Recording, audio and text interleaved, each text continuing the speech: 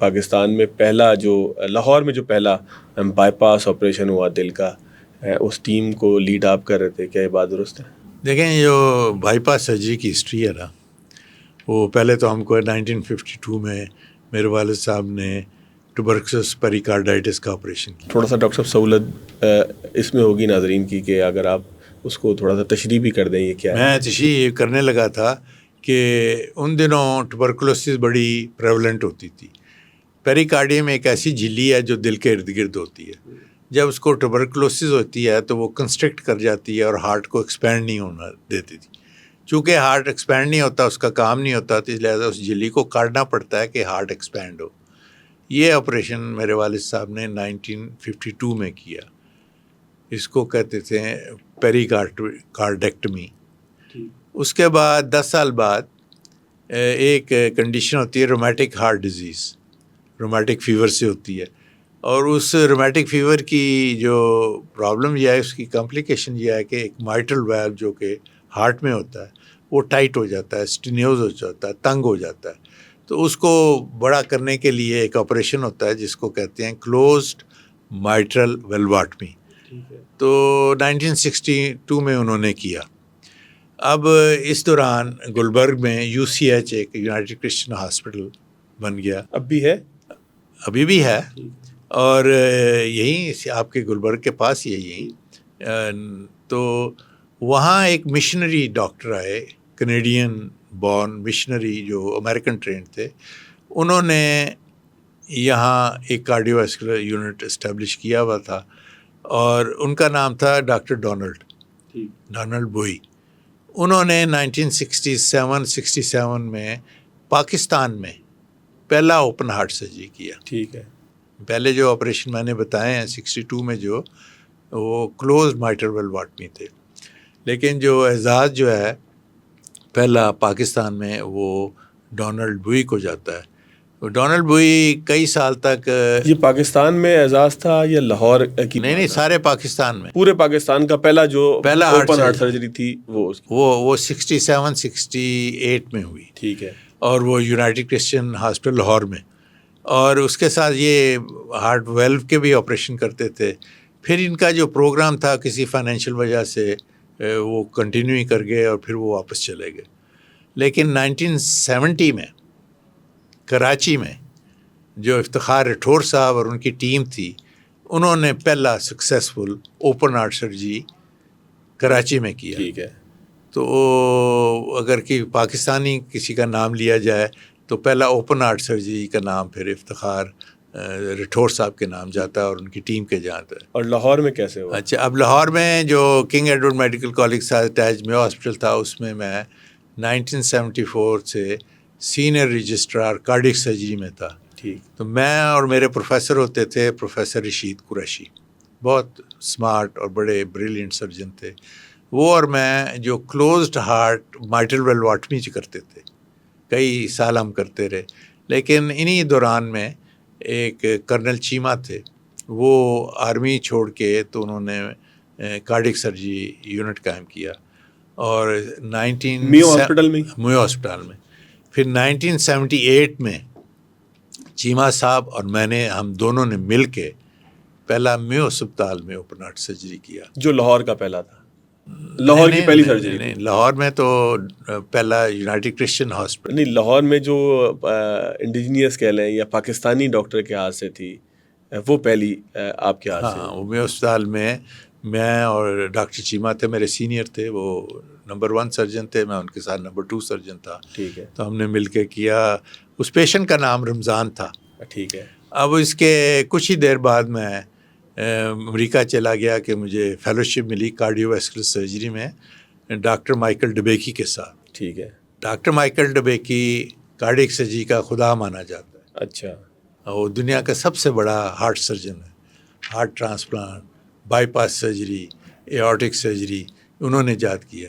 جو ہارٹ لنگ مشین ہے وہ بھی انہوں نے ایجاد کی. اچھا. تو جس کی بنیاد پہ آج سارے آپریشن ہوتے. تو میں ان کے ساتھ کام کرنے چلا گیا. تو میں فالوشپ کے بعد میں واپس جب آیا یہاں اپنی فیملی کو ملنے، تو چیمہ صاحب نے رمضان جو مریض تھا نا، اس کو بلایا مجھے ملوانے کے لیے. جب میں ملا تو پھر اخباروں میں یہ آیا کہ رمضان آج بھی زندہ ہے. تو ہمیں یہ خوشی ہوئی کہ جو آپریشن چیمہ صاحب اور میں نے مل کے کیا تھا، رمضان صاحب زندہ تھے، وہ ٹھیک چل رہا تھا. ڈاکٹر صاحب ہوا کیا تھا، رمضان کو کیسے راضی کیا کہ بھئی تمہاری سرجری کرنی ہے؟ جب چیزیں اب تو ہارٹ بائی پاس کو اتنا بڑا پرابلم نہیں ہے، کیونکہ پاکستان میں درجنوں ہاسپٹلس کر رہے ہیں، لوگ کرواتے ہیں، ہزاروں لوگ کرواتے ہیں ہر سال. جب ایک چیز تھی پاکستان میں بہت لمیٹڈ، اور لاہور میں تو ایک بڑا گیپ پڑ بھی گیا تھا، تو پھر اس کو آپ نے کیسے راضی کیا؟ دیکھیں رمضان صاحب جو تھے ان کو یہ بیماری تھی رومیٹک ہارٹ ڈیزیز کی. ٹھیک ہے. تو وہ زیر علاج تھے پروفیسر زبیر کے، بڑے قابل ہونہار ڈاکٹر تھے. اور یہ کارڈک سرجری جو ہے یہ اکیلا آدمی تو کر نہیں سکتا، ایک ٹیم ہے، کارڈیالوجسٹ ہوتے ہیں، انیستھیزیالوجسٹ ہوتے ہیں، ہارٹ لنگ مشین کا پمپ کا ٹیکنیشین ہوتا ہے، نرسز ہوتی ہیں، پھر 2 سرجنوں نے آپریشن کرنا ہوتا ہے. تو زبیر صاحب نے ریکمینڈ کیا وہ مریض، انہوں نے دیکھا کہ اس کو اب آپریشن کی ضرورت ہے، اس کی مارٹل جو ہے ٹائٹ ہو گیا ہے، اس کو سانس پھولتا تھا. تو وہ انہوں نے جو ریکمینڈ کیا تو چیمہ صاحب نے اور میں نے ان کو دیکھا، پھر ہم نے اسکیجول کیا اور رمضان صاحب کو ہم نے بتایا کہ بھئی یہ آپ کا یہ آپریشن کریں گے، اس سے آپ کا ہارٹ کا ویل جو ہے وہ اوپن ہو جائے گا، تو جو وہ بلڈ آپ کے ہارٹ کے تھرو پاس نہیں ہو رہا وہ کھل جائے گا، تو آپ ٹھیک ہو جائیں گے. اور وہی ہوا، جب ان کا آپریشن ہوا تو ٹھیک ہو گئے. اور اسی کا میں نے بتایا کہ جب میں کئی سال بعد واپس آیا تو رمضان صاحب سے میری ملاقات ہوئی. اس کے بعد سفر آگے کیسے بڑھا ڈاکٹر صاحب؟ میں امریکہ میں رہا تھا، میں جب گیا ہوں میں وہیں رہا اور پھر ہوں. پاکستان میں ایکسیپٹیبلٹی کیا تھی ہارٹ بائی پاس کے لیے؟ کیونکہ خوف ایک لوگوں میں ہوگا نا کہ یہ پورا دل کھلے گا، کیسے کریں گے؟ دیکھیں ہارٹ سرجری جیسے کوئی بھی سرجری ہے ویسی ہے، اور یہ ایک ٹیکنیکل سرجری ہے. ویسے تو ہر سرجری ٹیکنیکل ہوتی ہے، آپ کو بار بار کرتے ہیں تو آسان ہو جاتی ہے. ہارٹ سرجری بھی اتنی مشکل نہیں ہے. اس کے ساتھ کروٹڈ سرجری، اینورزم سرجری، گال بلیڈر کی سرجری، انٹیسٹنگ سرجری، کڈنی کی سرجری، نیورو سرجری، یہ ENT کی سرجری، یہ تمام سرجری ہوتی تو مشکل ہے، لیکن اگر جب بار بار آپ کرتے ہیں، پریکٹس ہو جاتی ہے آپ کو، تو پھر یہ وہی کام جو ایک بار کرتے ہیں اس پریکٹس کی وجہ سے وہ کام آسان لگتا ہے. لیکن ہر مریض جو ہوتا ہے نا وہ انڈیویجول ہوتا ہے. ہر مریض کو آپ اس کو ٹوٹیلی میں دیکھتے ہیں، آپ جی سمجھتے ہیں کہ یہ انسان ہے، مرض نہیں ہے، اس کو ہم نے ٹھیک کرنا ہے. ڈاکٹر صاحب کتنی سرجریز کی ہوں گی آپ نے پاکستان میں، اور پھر امریکہ جانے کے بعد آج کے دن تک؟ یہ بڑا مشکل سوال ہے. درجنوں ہوں گی، سینکڑوں ہوں گی؟ دیکھیں ایک دن میں آپ 5-6 آپریشن کر سکتے ہیں میکسیمم. امریکہ میں ہم 3-4 ہی کرتے تھے، زیادہ نہیں کرتے تھے. یہاں ٹوائس ویک ہمارا آپریشن تھیٹر ہوتا تھا. کس کس کی سرجری کی؟ کوئی مشہور لوگ ایسے ہیں؟ میں جب یہاں تھا تو ایک دفعہ میرے پاس مولا جٹ جو سلطان رئی صاحب ہیں وہ آئے، تو ان کو مجھے اعزاز ہے کہ میں نے ان کا آپریشن کیا. بعد میں وہ ہمیں اپنے فلم دکھانے لے گئے، وہاں انہوں نے گنڈاسا پھیرا، تو میں بڑا خوف ہوا کہ میں نے کس کا آپریشن کیا، اگر آپریشن الٹا ہو گیا ہوتا تو میرا کیا اشر کرتے. لیکن وہ ایک بڑے سیدھے سے ڈاؤن ٹو ارتھ انسان تھے، تو میری ان کی دوستی بھی ہو گئی ہوئی. جب میں امریکہ چلا گیا تو مجھے وہاں بھی آ کے ملتے رہتے. اچھا.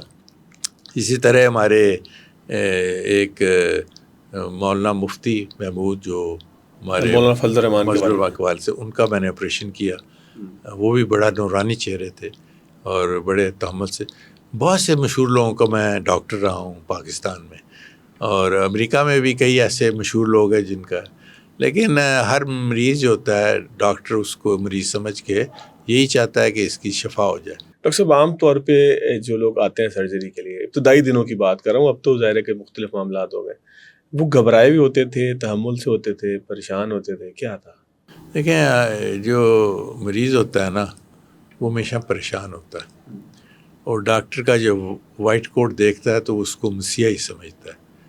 تو آپ کا جو پیڈسٹل ہوتا ہے نا بڑا ہائی ہوتا ہے، اور اس کی ایکسپیکٹیشن ہوتی ہے کہ میں ایک مسیحائی کے پاس آ گیا اور یہ بڑے ٹھیک کر دے گا.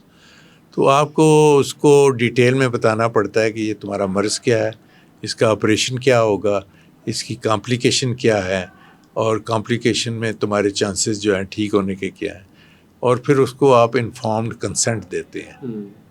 وہ پڑھنے کے بعد وہ سائن کرتا ہے، وہ جو رسک انالیسس دیتے ہیں ہم ان کو، تو اس کے بعد وہ جب اگری کرتا ہے تو پھر ہم آپریشن کرتے ہیں. ڈاکٹر صاحب کہتے ہیں امریکہ میں ڈاکٹرز بہت کمائی کرتے ہیں، خاص طور پہ پاکستانی ڈاکٹرز جو ہیں وہ تو بہت ہی امیر ہیں وہاں پہ، یہ حقیقت ہے؟ یہ بالکل صحیح ہے، کیونکہ کوئی ڈاکٹر وہاں غریب نہیں ہے. اس کی کیا وجہ ہے ڈاکٹر صاحب؟ کیونکہ یہ امریکن لابی جو ہے ڈاکٹروں کی، انہوں نے فیس سیٹ کی ہوئی ہے، ہم نے نہیں کی ہیں.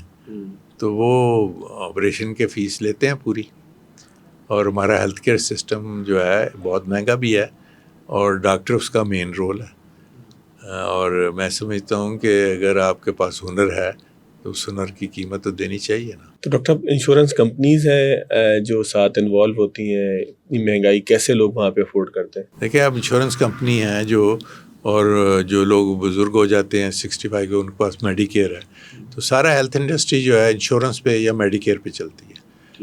تو آپ جو آپریشنز ہوتے ہیں ان کی فیس سیٹ ہوتی ہیں. آپ کو اور مجھے جس ریجن میں بھی آپ رہتے ہیں اس ریجن کے حساب سے انشورنس اور میڈیکل کے ریٹس ہوتے ہیں. آپ آپریشن کرتے ہیں وہ آپ کو ریمبرس کر دیتے ہیں.